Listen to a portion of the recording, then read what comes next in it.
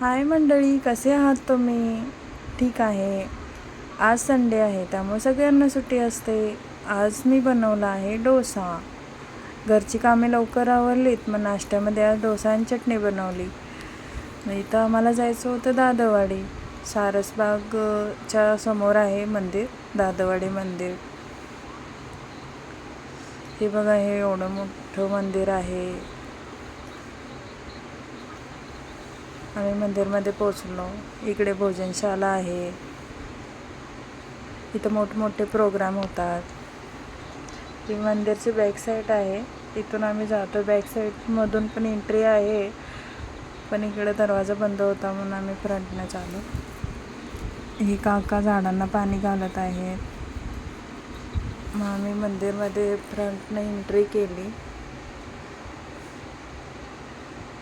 इथं जिनकुशल स्वामी भगवान आहेत. याच्यानंतर वरती जायचं. वरती मूळ नायक भगवान, त्यांचं दर्शन करायचं. तिथून खाली यायचं.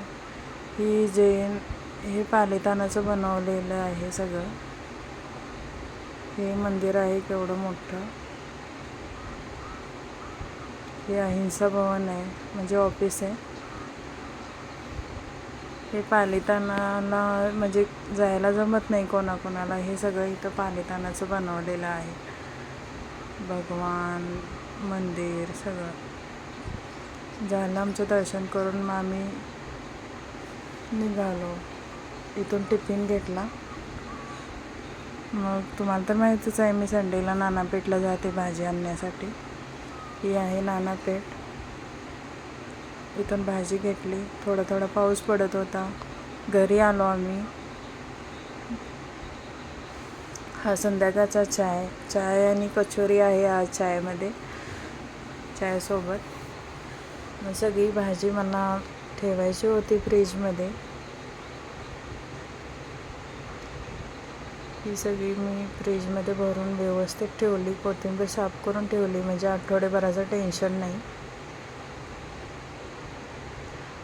कोथिंबीर साफ करायला मला 8:30 वाजले रात्री.